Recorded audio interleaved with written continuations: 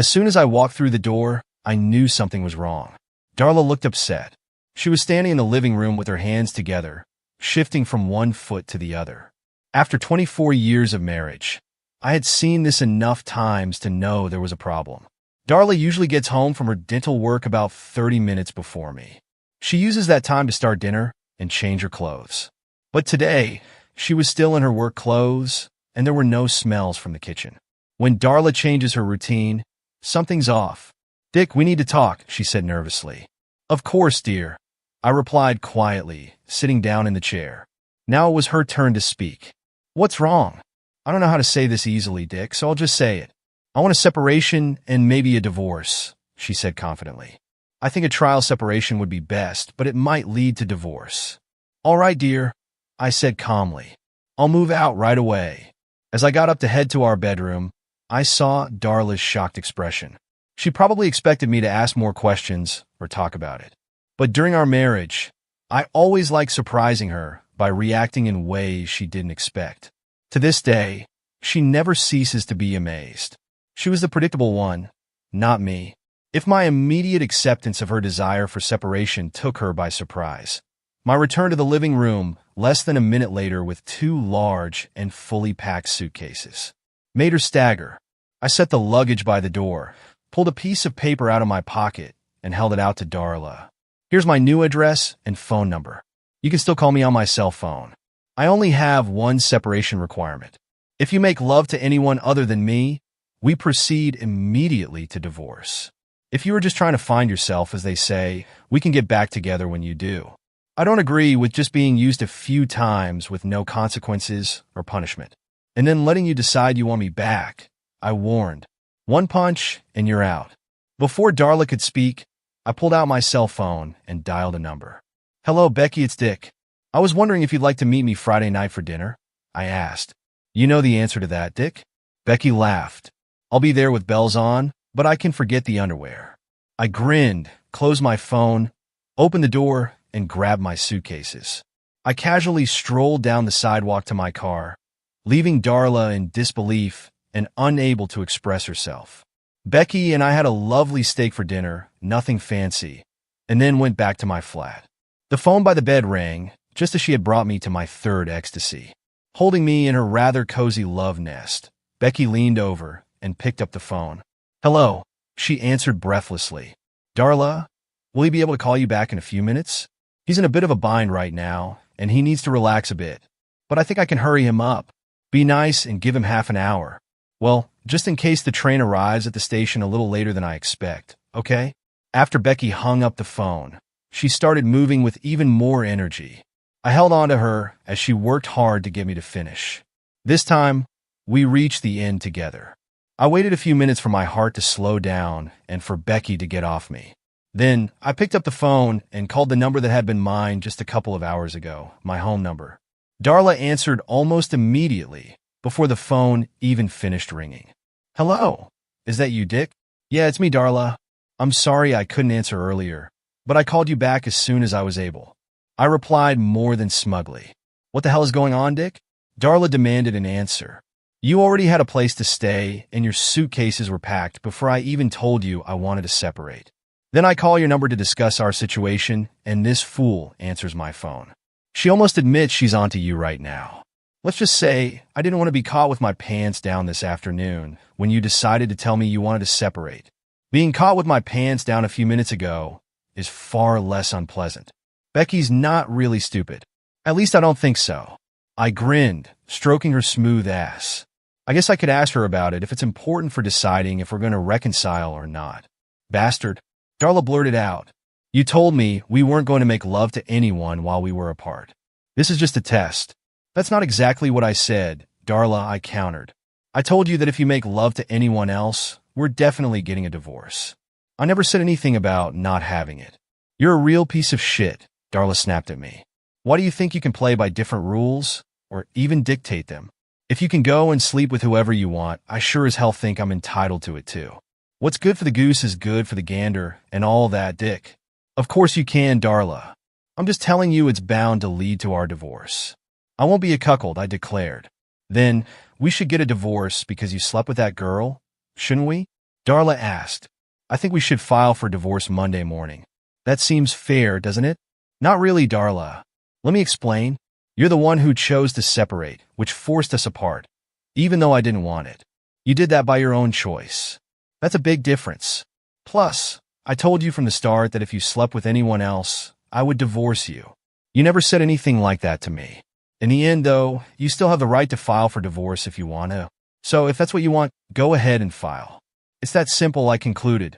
But I'm not sure I want a divorce, Dick. I just want a separation to think about some things, Darla insisted. Then there's no problem. We're separated. You have what you want, I concluded. It's not fair, Darla complained. Darla, I didn't ask to be separated. I didn't want it. I wanted my life and my wife as they were. Well, almost. You took that away from me as a result of the separation. I mean, I'm not going to do without love because you have some bug up your ass. If it makes you happy, you can come here 3 or 4 nights a week, and I'll stupidly love you. By the way, I'm not going to fuck every woman I could talk into bed with me here, I reasoned. What kind of separation is this, Dick? I've never heard of a couple separating and the woman letting the man love her all the time to keep him faithful. Then it wouldn't even be a separation, would it? Darla demanded clarity. I haven't read the separation manual yet, Darla. I can see I need to be clearer. I'm not going to let this separation stop me from having a sex life, like our marriage already did. What's wrong with you, Dick? Darla said. All I wanted was a simple separation to see if we could stay married. In just a couple of hours, you've turned into someone obsessed with sex. You're rude, crude, and disrespectful. I've never cheated on you or asked to be separated before. I'm just trying to figure things out for myself. Well, right now, I'm figuring things out with a woman who's trying to take it all in. We could talk tomorrow. I joked as I hung up the phone. This conversation is a real turn-on. You laid down the law for your wife. Did I mishear her call me stupid? I've always been an observant person. It was natural and it was helpful in many ways. It prevented many of the surprises that constantly thwarted most people. My wife Darla, on the other hand, hardly ever noticed anything unless it bit her in the ass. Darla was very vocal about a new dentist who came to the clinic where she worked. He was in the final stages of a divorce from his wife, who was an unfaithful, cheating wench, at the same time as he should have been counted among the saints, at least in Darla's opinion. Then a few weeks ago, Darla stopped talking about him. Any questions I asked were deflected. It was as if this new guy had fallen off the planet. Our phone was tapped, conversations were recorded, and her emails were forwarded to me. I hired a private investigator to see what he could tell me about the situation. From all the evidence, there was a clear pattern of seduction. Dr. Burns, as he was known professionally, was trying to get into Darla's underpants. He was getting a divorce because he had done the same thing at his previous clinic. There were even a couple of his old patients who were close to accusing him of ethical violations. The guy was a troublemaker. To her credit, Darla had resisted him so far. She refused to cheat on me or end the marriage. But then Burns started pressuring her to separate, telling her that if she was separated, it wouldn't be cheating if she slept with him. That's why I had to warn Darla not to have sex with anyone else. If she wanted to stay married to me, she needed to keep that guy away from her. Becky had only been my coworker for a few months, but we became close friends. She was a widow who had just moved to the West Coast to be near her daughter and grandkids. When I told her about my problems with Darla and my plan to force the issue, Becky quickly offered to be the other woman. Reading Darla's emails and listening to her phone conversations, I learned that she was going to announce the idea of a trial separation on Friday afternoon. It wasn't hard for me to go home for lunch and pack a couple suitcases. I then moved into Becky's apartment as she had 2 months left on her lease. She would be flying out west on Monday afternoon, so we spent the entire weekend like monkeys. I continued to watch Darla. I would seriously dump her on the side of the road if she even did anything to Burns. I was a faithful husband and devoted father to our son and daughter. They graduated from a local university and had good jobs in neighboring states. I wasn't going to be a cheater or some kind of womanizer. I figured that if Darla wanted me back, she would have to convince me it was worth it. I wasn't going to beg her. If we managed to remain a married couple, the status quo still wouldn't return. I wanted more out of my marriage than love, out of favor, once every couple weeks. I wanted a woman who was willing to conform to my desires and would even up the ante at times. I'm not going back to the monastic life. I had just gotten to my apartment after dropping Becky off at the airport when my doorbell rang. I was more than surprised to find Darla standing there sobbing. I walked her into the apartment and sat her down on the couch, sat down next to her, and waited for her to talk. It took a couple minutes, but eventually she pulled herself together and told me what was bothering her. Dick, I've been so stupid. It probably won't surprise you to hear that Dr. Burns has been trying to influence me these past few weeks. You seem to understand me better than I do. He convinced me to ask for a trial separation so we could be together, Darla admitted.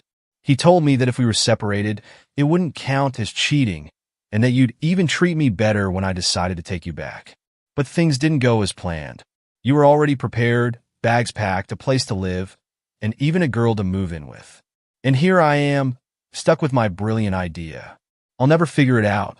I think a lot about what I'm going to do, but I should have known you'd be way ahead of me. When I called you Friday night and this woman answered and almost admitted that you were sleeping with her, I almost died. Then when you called back, I knew you had just finished doing it with her. That hurt like hell, Dick, Darla sobbed. I spent the whole weekend thinking about what you said. I gradually realized that you had honestly framed the situation for me. I was the one who asked for the separation, not you. I had planned to spend a few nights with Ed Burns and then let you crawl back home. You'd just be an unconscious victim of my stupid scheme. Darla didn't have the sharpest mind, but she was always honest and open. It was one of the reasons why her actions lately had caused so much anxiety. She wasn't designed to be secretive and conniving. It just wouldn't be her. Turns out you weren't an unconscious victim. You somehow knew what I was planning and turned the tables on me. In the blink of an eye, everything changed, and now you were engaging in extramarital games with no guilt or remorse. I would have lost my marriage if I had slept with Ed. Finally, after hours of thinking and more yelling and self-pity, I realized what I was trying to do to you and to us. I even realized your quick and very effective response to my stupid, selfish, and completely undeserved actions. You got me good, Dick, but I deserved it. I decided to tell the good doctor this morning when he came to work that he was out of line, Darla concluded. So you just told him off and expected me to forget everything, Darla? I asked. Am I supposed to forget that you were willing to risk our marriage for some jerk? That you were willing to put me through hell because some guy wanted to get in your pants? Darla, you're a beautiful woman. There are plenty of men who would want to sleep with you in a second. Now do I have to worry about you with every man who's nice to you? No, Dick, Darla replied. I'm not the one who got rid of Burns this morning.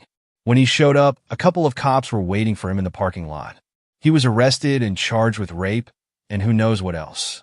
One of our patients, Mrs. Gunn, claims he molested and raped her while she was under anesthesia. The investigation led a couple of other women to report inappropriate behavior on his part. He got nailed, Darla grinned grimly. That's the piece of shit I risked everything for, Dick. I can't say I'm surprised, Darla. It was pretty obvious to me that he was a wily hound with the scruples of a street cat. Now he's out of sight, and you think I'm going to forget all about it? No, Dick, Darla replied slowly. I was hoping you'd keep your word if you hadn't lied to me. I've never lied to you, Darla, and I always try to keep my promises. I'm not sure what you're talking about, I said, feeling confused. You told me I could come here 3 or 4 nights a week and that you would sleep with me. You said it would save you from having to convince other women to share your bed. Remember? Darla asked. Yes, I remember saying something like that, I said. But I also told you that I wouldn't go back to how things were. You'll need to actively participate, not just lie there and let me use your body. That doesn't really appeal to me, especially after I've experienced exciting and pleasurable sex. That's when each partner is trying their best to please the other. I'm sorry if that offends you. I think I know what you mean, Dick. Maybe you can help me learn to be more responsive. Becky was probably, at that moment, flying over Colorado and had no intention of ever coming back. I didn't know any other women who could let me love myself, and I really loved Darla, so the decision was obvious to me. It's a deal, Darla, I vowed. There will be no other women as long as you are my personal wife. I emphasize the word personal. I won't even let you flirt with another man without my express permission. No problem, Dick, Darla squealed. I can't believe you're willing to give up that other woman for me, but I'm so glad you did. You won't regret this decision, Dick. I can't wait to be your little wife and find out what I've had to do with and for you for the past 20+ years. Here's more proof that I mean it, my dear. With that statement made, Darla reached in her purse, pulled out lip gloss, lube, and whipped cream, and left and arranged everything on the table. Do you have a particular order in mind for using these goods, honey? Darla gave a sultry smile. Second story. I'm a 28-year-old woman, and I need to share how I found out my long-term boyfriend of 8 years was cheating on me. I hope my story helps others who might be in a similar situation. I've been with my boyfriend since college. We've been through a lot together, and I thought our relationship was strong. Recently, though, he started acting distant, being secretive with his phone, and seemed distracted when we were together. I tried to ignore it, but something didn't feel right. Last month, I decided to check his phone while he was in the shower. I know it wasn't the best choice, but my instincts were shouting. I found texts and photos showing he was seeing someone else. The texts were flirty, and the photos were more than friendly. My heart dropped. When I confronted him, he first denied everything, but when I showed him the evidence, he admitted to the affair. He said it was a one-time mistake and that he was confused about his feelings. I was crushed. We had talked about marriage and a future together. I felt deeply betrayed and disrespected. To make it worse, he tried to downplay the affair, saying it didn't mean anything and that I should just forgive him and move on. I broke up with him right away and told him I needed time and space to deal with everything. I'm still heartbroken, and it's been a roller coaster of emotions. Right now, I'm focusing on myself and trying to figure out what to do next.